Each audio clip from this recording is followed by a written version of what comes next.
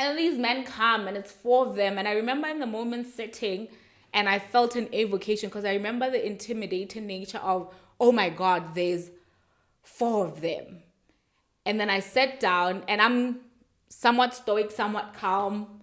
So obviously I'm just present there. I'm not gonna react because I'm still trying to assess the situation and just figure it out. But by the time they come, I'm like, yo, there's 4 of them. That means I have to show up. And I have my camera ready, like, oh, this is the moment. Like, The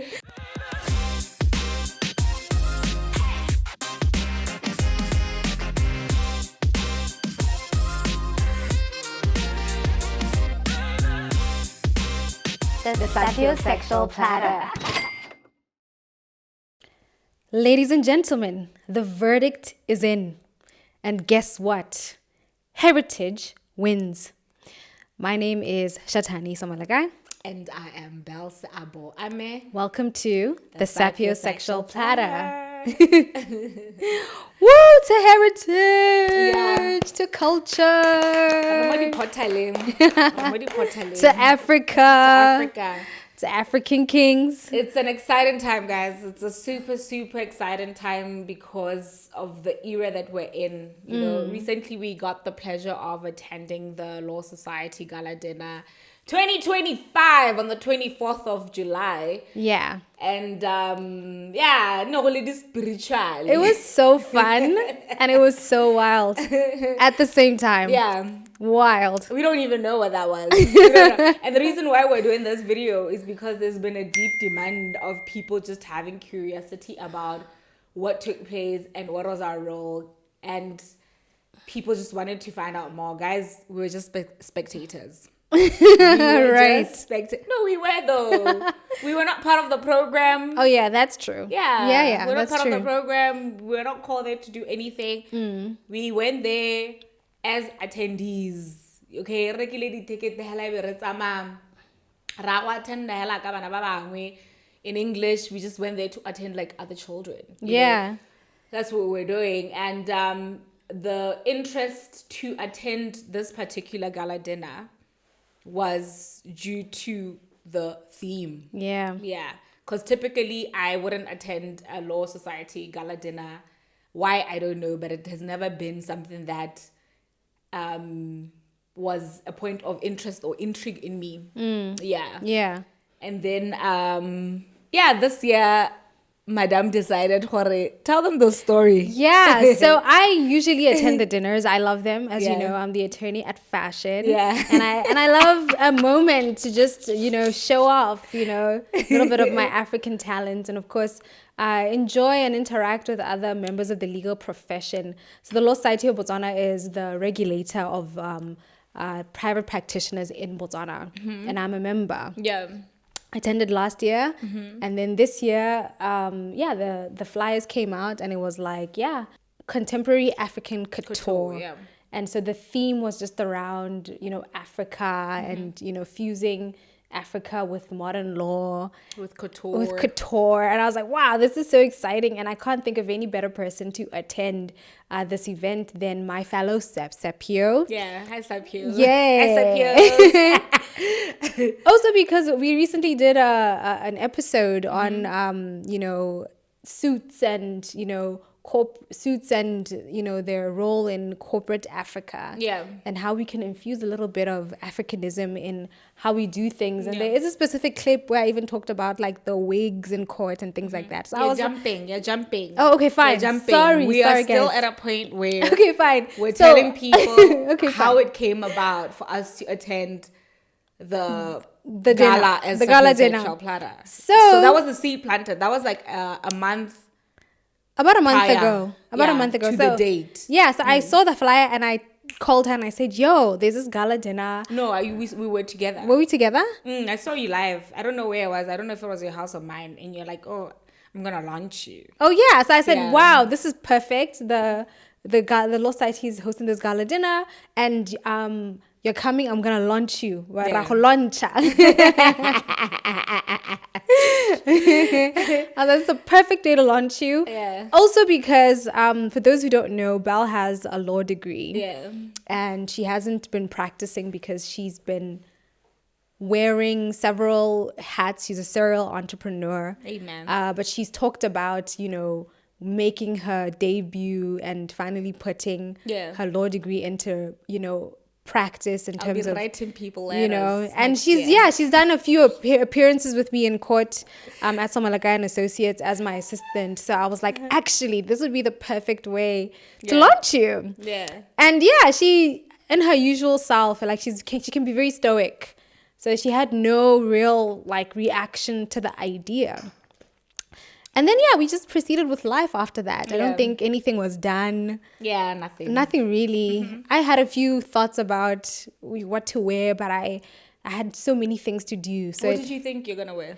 Man, I had, when you go on Pinterest, then you just put different ideas together. Yeah. All I knew was I just wanted to be grand, you know? I was like, I can't not be grand. That was the facts, right? I love it. Power is important. Yeah, but I just thought like, this is personal. This feels like personal. Yeah, like, it was very personal.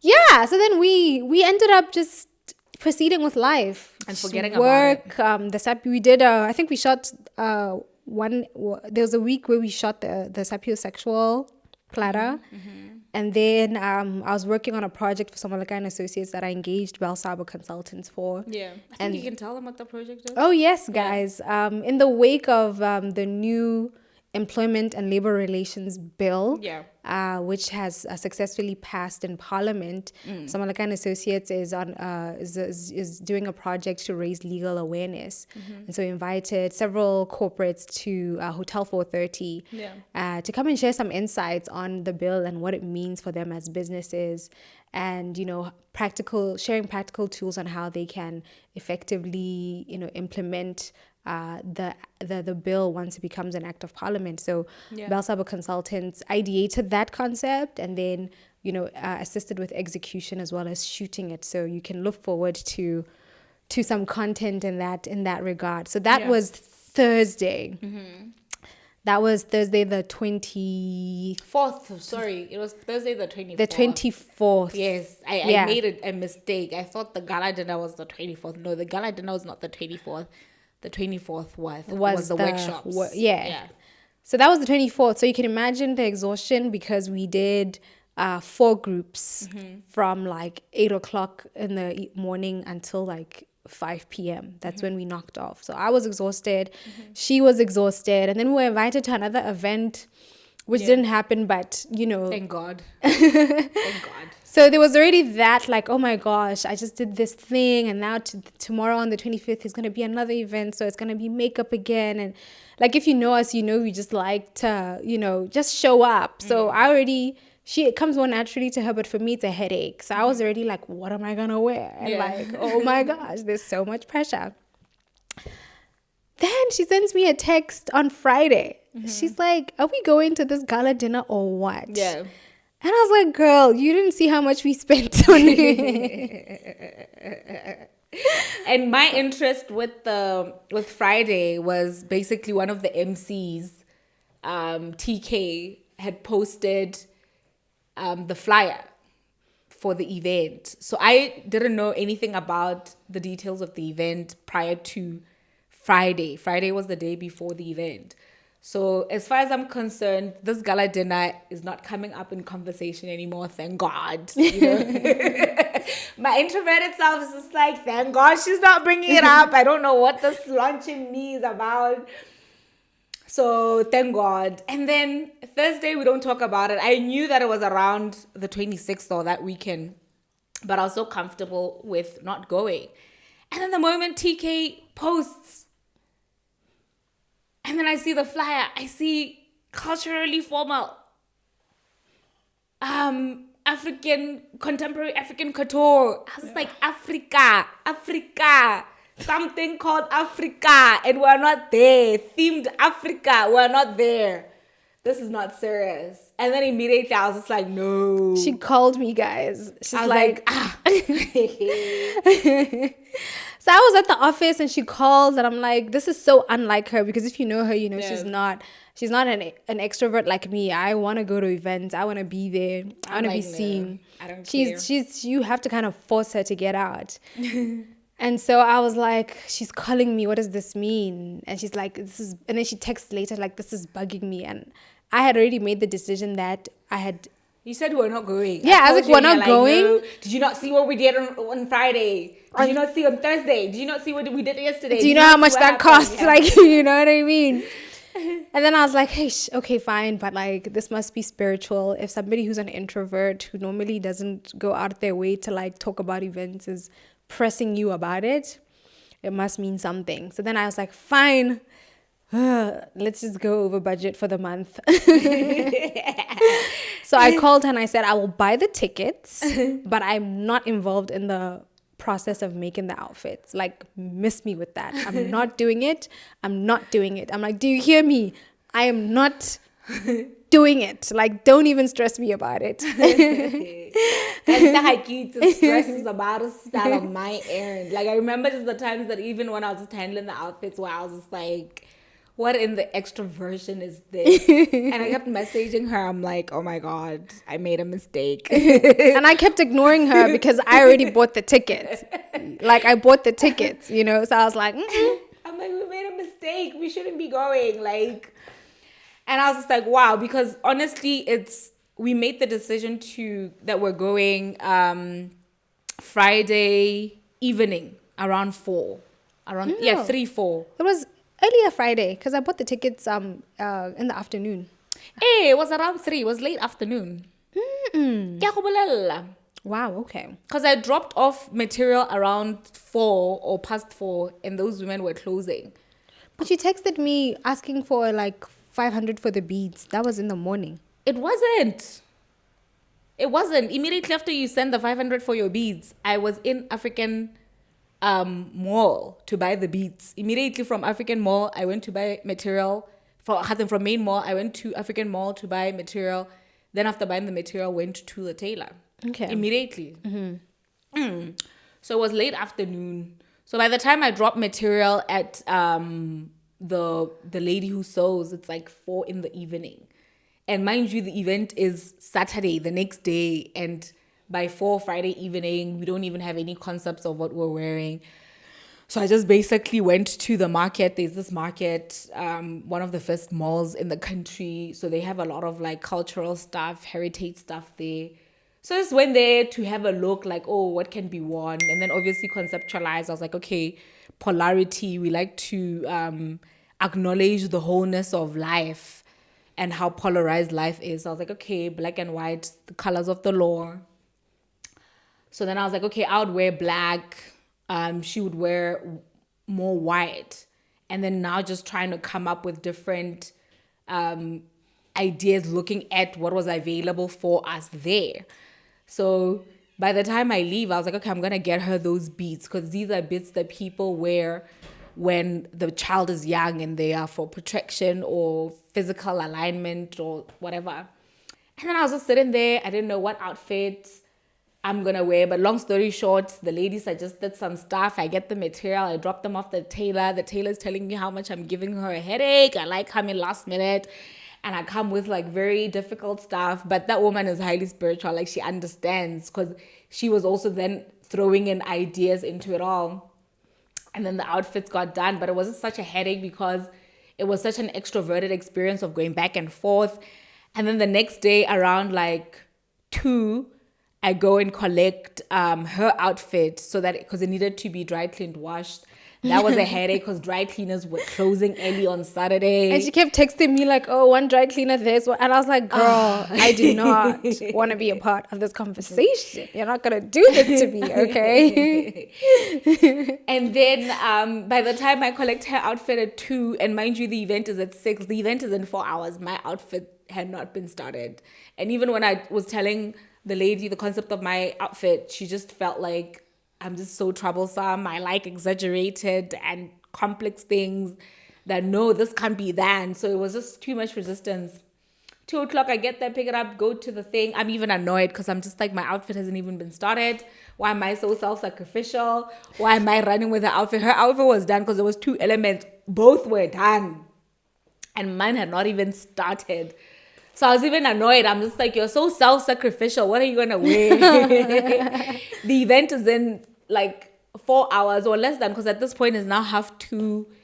The event is like in 3 hours, and you haven't won anything, but the universe did its thing. Yeah. Yeah. Also, I was supposed to do my makeup, and she's supposed to finish up, and then You're a little brat, you know that. You're such a brat. She's so such a then brat. like I took a nap. I was so tired, and then it ended up, crossing over the time. So she calls me expecting that I've done my makeup. She's gonna fix it up. And I'm And like, this is at and I'm like, 4. I just started. I just put like concealer on my. This is at 4 in the evening. That time I don't even have my outfit. Hi. Thank God you had done your makeup, because it would have been a mess.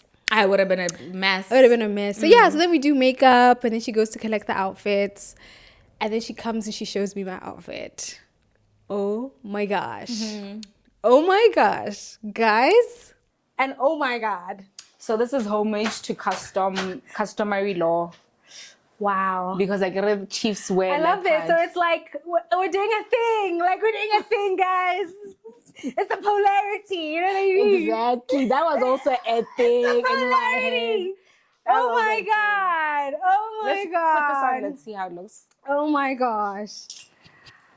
Wow. So you're meant to wear a crop top under this, and then put it over, and then that on top, and then the black blazer on top. Okay. And then I that's all. added this. This is like inspired by the wig. Oh my word. I love that. Oh my God, I love that on you. I love that on you. Oh my God, this is a head shake. Ah, this is some. Okay, so let me put on the crop top. Okay, so we're just gonna put on clothes now. We'll just come back after this. We're just gonna put on clothes and then bye-bye. I want to close the door on your camera face. Bye. Closing the door now. Closing the door. Everybody clap for Belle.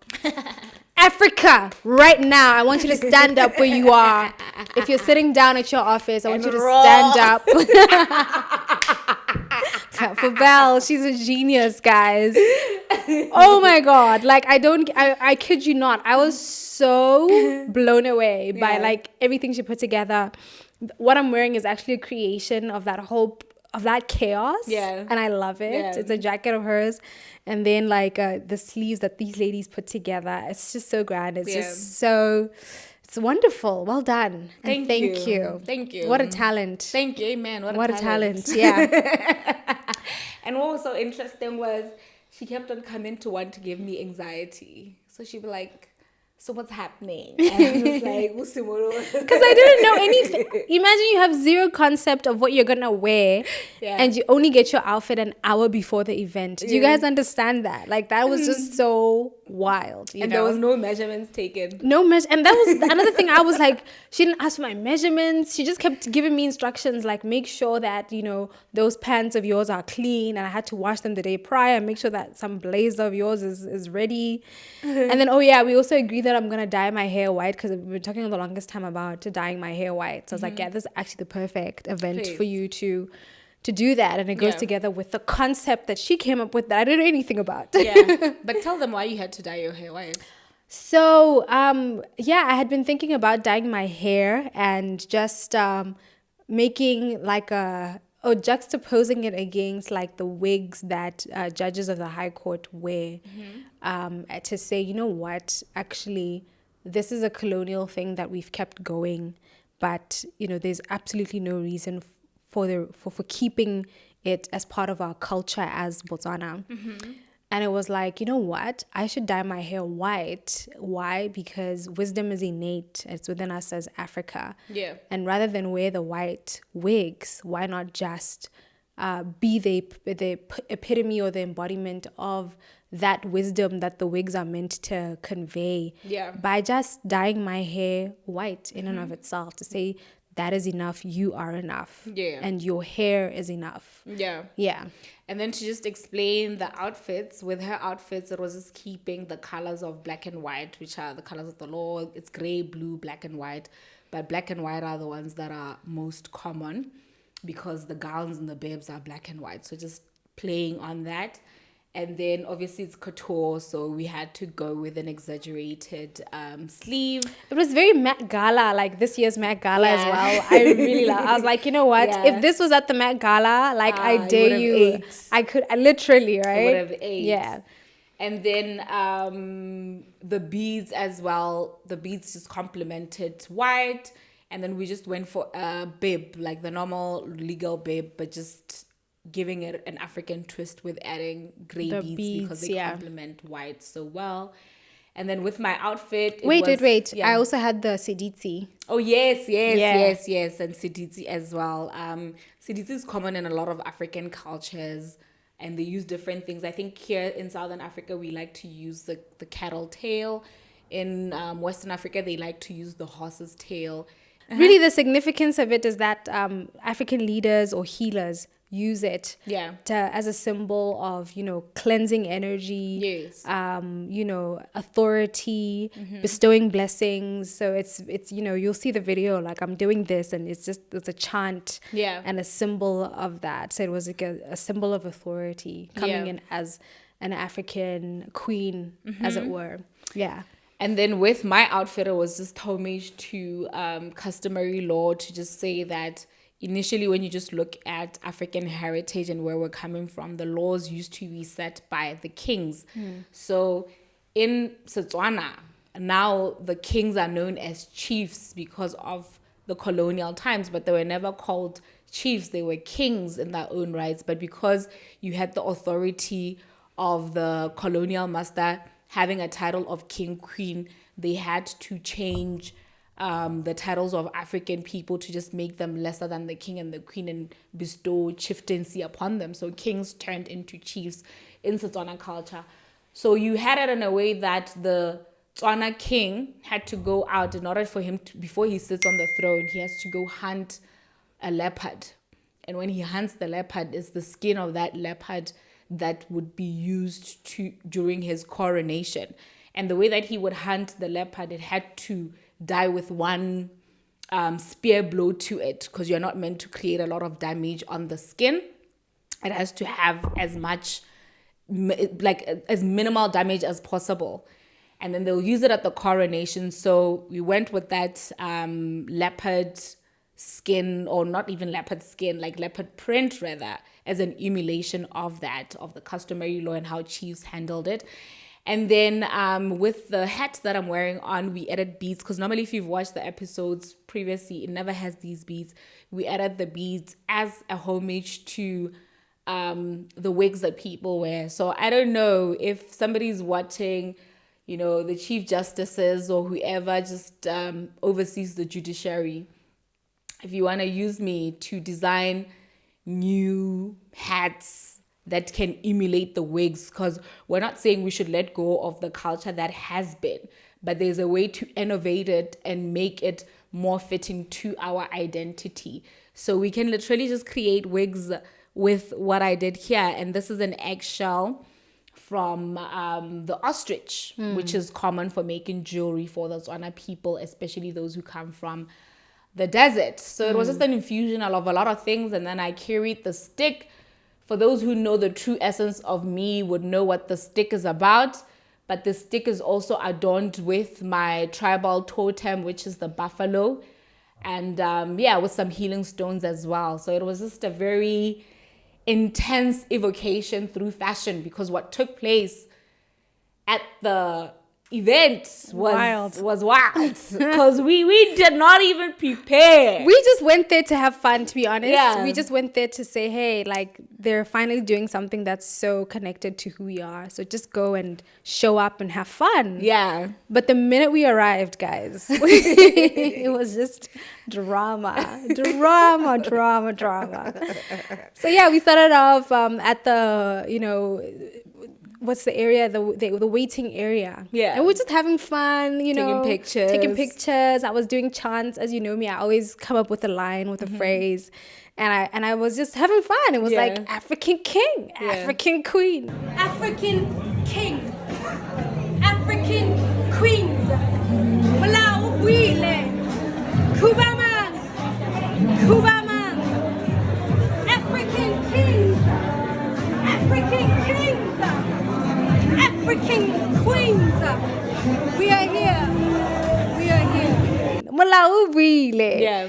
As in the law is back. We're bringing back law and order, but in the sense of we're bringing back who we are, our identity. That's what that line was meant to convey. And I was like, kubamang, as in bow down, as in respect and show honor and homage to who we are as Africans. That's really what that was meant to be. So we were just having fun. And and before you carry on, I think that is very powerful. The theme was very, very powerful. And what you're saying, like about the chants that you were saying, because a lot of the law is set on foreign laws because of the history that we have with the colonial master. So let's say for Botswana, which was colonized by Great Britain, you'd find that the foundation of the Botswana law is very similar to Great Britain law, and it's influenced by Anglo-Saxon law, which is the laws that form the foundation of Great Britain's laws.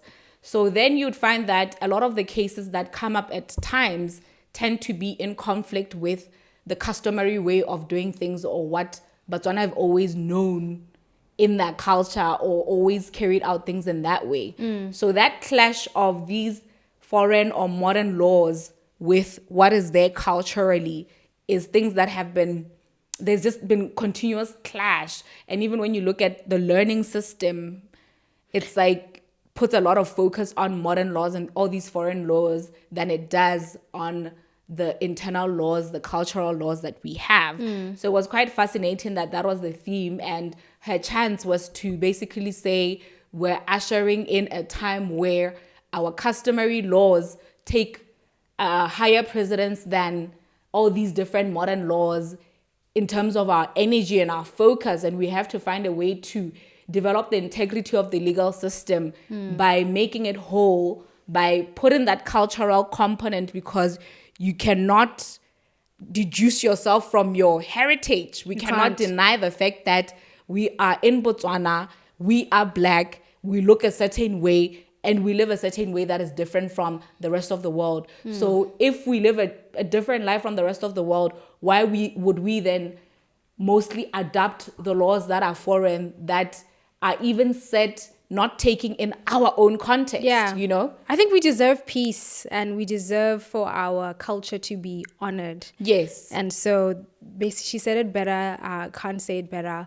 It's just time. It's time for that connection to take place, you know. And this, so just to add on, just different cases that we are all aware of. You've heard us talk about that case Abasara, you know, where you know, the Court of Appeal made a decision basically that this particular Mosara individual could not bury his father in the CKGR, which is against our culture, you know. And quite literally the attorney at the time, who was the president, almost had to become the president in order to undo that, to say, look, re Botswana mo Botswana, and this is how we do things. And you can't adopt a law that then directly is in conflict with who you are as people. And your well-being. So I've always believed that. I remember in law school, I wrote a paper about that. That was a different case altogether. I think I don't know if you know it, the one on male primogeniture, where there were these 4 women who wanted to inherit the homestead, and they were upset that I remember. So funny enough, my observation, Tell them, finish. They wanted to inherit the homestead. So there's a culture, essentially the culture is that the homestead, or the main home, is inherited by a male child. Why? Because the male child continues the family name. And so in this particular case, you had these 4 women who were upset that the homestead was being inherited by their young, I think, was it a cousin or but basically somebody who was significantly younger. And so, a relative. And a relative. I don't think they were in that lineage because there wasn't a male in their lineage. So it had to then be given to somewhat of a distant relative or a close relative, like a cousin. So then the Court of Appeal, the case started off in customary court, and then it ended up in the high court system, which, you know, follows Roman, Dutch, and British law, English law. And the final result of that was it completely struck out that entire culture of male primogeniture, to say it's unconstitutional to the extent that it discriminates on the basis of gender.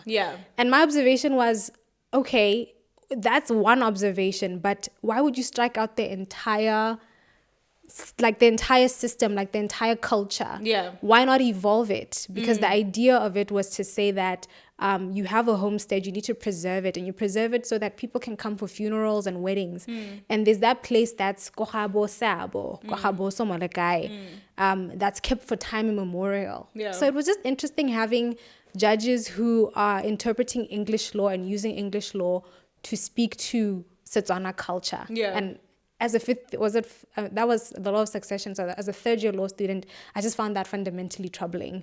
And my paper says that much. Yeah. And then I was watching the launch video, Yeah. the reflection one. And that was also one of the reflections I made, that it's important for our laws to accommodate who we are as a people, Yeah. our laws to take into account our aspirations as a people, Yeah. and not the law to be used as a way to abuse us, So yeah. Yeah. Yeah, I think it's very powerful, what you're saying, and it also just speaks to the advocacy work that you've been doing. Thank so, you. yeah, so even on the day, Advocate was advocating. Yeah, that was wild. I also didn't expect that. But Yeah. before we got to the advocacy moment, Yeah. you had your launch. Yeah. Talk about that. So I think this is a moment where people want an explanation of what happened, because people are asking me, am I a performer? Am I a dancer? Am I a... Guys, I attended the event as a fellow learned friend, as a person with a law degree, as a very accomplished entrepreneur. That's what I attended the event as. And you had there was a dance group, Mopato, who was performing, and they were collecting people, just engaging with the audience around. One male will go and pick a female from the audience and dance with her. And then, something interesting happened where when the males decided to come and pick me to dance, instead of one coming to pick me, 4 men came. And I remember in the moment I was sitting down, I was nervous because I was just like, I can really do away with this. Like, I don't need to go through this. I've enjoyed myself. I felt whole because I was like, we came in, we showed up, we're having a good time. And the way that I enjoy parties is I tend to just want to be with the person that I attended and interact with them. She wants to go and cheat on me and just mingle with other people, which is fine. She doesn't want to be looking at me in the eye. So I just be looking at her, I'm like, let's look at each other. So we're just having a good time, and I'm like, I'm good. And these men come, and it's 4 of them. And I remember in the moment sitting, and I felt an evocation, because I remember the intimidating nature of, oh my God, there's 4 of them. And then I sat down, and I'm somewhat stoic, somewhat calm. So obviously I'm just present there. I'm not gonna react because I'm still trying to assess the situation and just figure it out.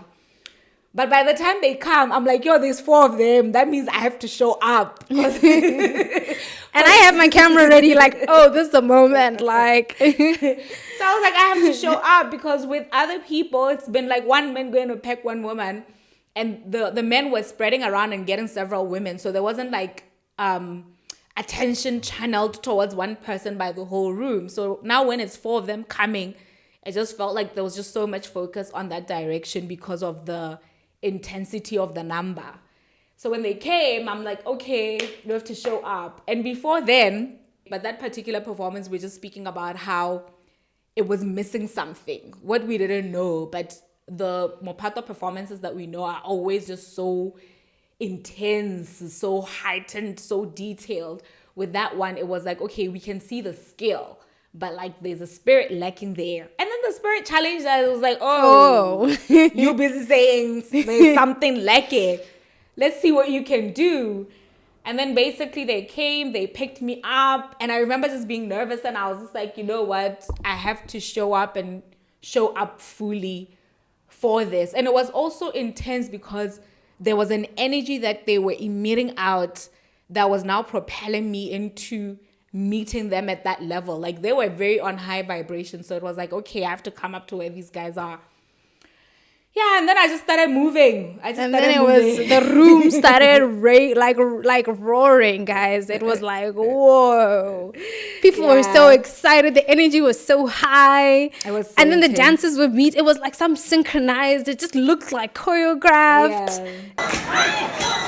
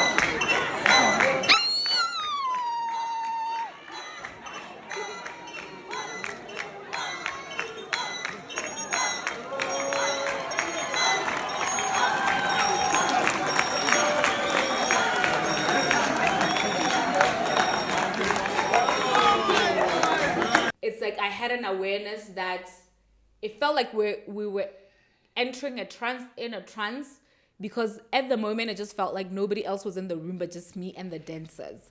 And I was so present to how nervous I was, how much there was like a response in the room. So I was just like, I'm going to block out the response and just fulfill this in the moment. But I think what is powerful is that it made me realize that a portal has been open. A portal is open. And in that moment, we were fulfilling a cultural ritual that was necessary for that event to elevate into the theme that we set. And in the moment, it just felt like a prayer. It felt like a prayer. It felt like a release. It felt like an elevation. And it went on. And to be honest, afterwards, I tried to do the moves, but I can't do the moves. That's how spiritual it was. Because in the moment, I was doing it like I've been practicing this for months. People were even wondering when I started dancing traditional dance. I'm like, I don't even know how to lift my foot to do traditional dance, but that's what took place in the moment. And it was happening. It felt like a prayer. And just even how the men were getting on their knees, even the women, and lifting their hands up. It was so intense to witness, but we're grateful. And we thought that, this is the highlight of the night. Yeah, Little did we know. When she said, I was like, yeah, we launched you. Launch Yeah. Little did we know. Tell them about what happened. Yeah, so then the MCs were doing TK and Palesa. And by the way, you guys did an amazing job. Yeah. So they were going around different tables, just, say, let's play a game, introduce yourself and then state like what is your highlight of the event, right? So we're just there paying attention to people sharing different highlights. And so Bell Saba Consultants also manages, the brand. Yeah. So she's like, Shatani, this event can't end without you saying something. Yeah. So she literally calls TK from across. TK, bring the mic here. And TK is like, Belle, you're far. and so the mic is coming closer, and I'm like, it's dawning on me that she actually expects me to say something. I honestly had no intentions of saying anything. And then I was like, say something. What am I going to talk about? She's like, talk about Pepsi's speech. Yeah, that was a powerful speech. And that was powerful speech. She was, powerful speech. talking to the theme and how it's important for us to go back and reintroduce African law, Africanism into our court systems and changing the curriculum. And we gave her, both of us, a standing ovation. Like, we kept clapping at different points. I was like, okay, fine, I could speak to that because I genuinely resonate with a lot of what she said. So then, so my God-given gift is speaking. And when I stood up, the words came. And it's like, let's highlight Pepsi's speech and let's do a little bit of fashion advocacy. And, Yeah. and I challenged the Chief Justice who was in the room to say, hey, look, you're here, we're all here, and we can see the power of Africa in the room together and the spirit that it's bringing. And its culture. And its culture. And we need to be more intentional about this. And this shouldn't be a once-off thing. So in continuance of that, in the next year's legal year opening, which happens every year, and it's like it's an event that takes place to open the legal year, and all the judges come together and all the members of the legal profession come together. Maybe we need to pay homage to our culture, and one of the ways that we can do that is by letting go of the wigs, The names are Shatani Somalagai, and my highlight of tonight was definitely Pepsi Pico's speech. I don't know, it felt like it flew over our heads, but I thought it was very powerful, especially when we stand in a new Botswana and we're trying to define where we're going as a nation. And I love this year's theme, and I want to give props to the chair and the vice chair for reminding us who we are, our identity as Botswana. As a country that was once poor but managed to be successful, and even as we're facing all the challenges we are, and even as we're trying to redefine Botswana and the judiciary, I see the Chief Justice here, and I'll humorously make a plea to say, to the extent that we're honoring Africa today, maybe we can finally let go of the wigs at next year's legal opening. And the room responded, And then another, Then she asked the man to. Yeah, then it just, was like, man, we're African. And sometimes I be tired of, this prim and proper thing that we do, which is great. But I sometimes feel like because of the times that we're in, we need to be approaching and addressing things at the level of who we are, which is Africans. And I think Africans carry a vibrance about them.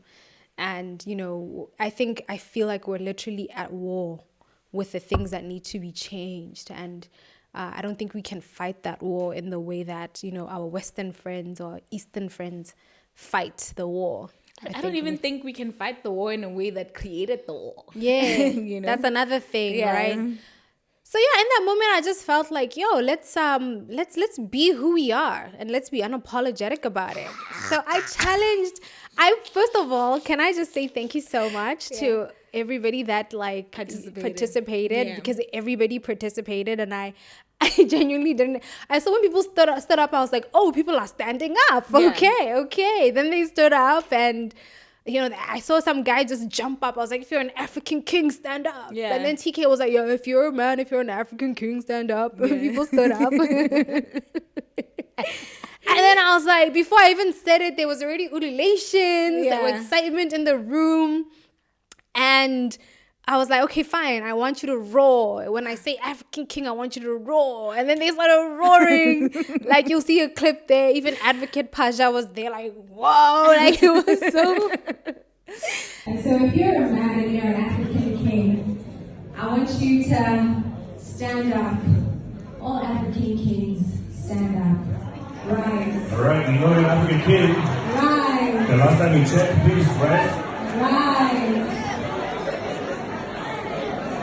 Rise. There you go.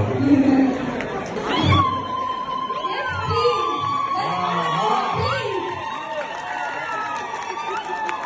As kings, I'd like you to take a stand in your strength and your posture. When I say African king, I want you to make a roar that demonstrates that you are an African king. African king! African king! Ladies, let's acknowledge our African king.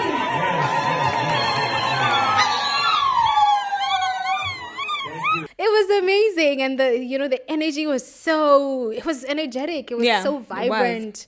And for me, it was just to say, like, sometimes, this war against men and women, in that moment, I just wanted to be like, yo, African brothers, we see you. Yeah. You know, we love you and we think you're amazing. And we trust in your leadership, you know, and it was like a way of doing that. Even the video doesn't show, but, you know, there was also like a celebration of our women as well. Yeah. And so, yeah, that was a moment. It was. It was a very deep and powerful moment. And I think I would also like to just give thanks to the people that complimented us and acknowledged that we were the best dressed. Thank you very much. And even just honoring that moment and bestowing the title or the celebration of being best dressed, we are very, very grateful. Yeah. So, yeah, and we're also thankful to the Law Society of Botswana Yeah. for hosting such a grand event.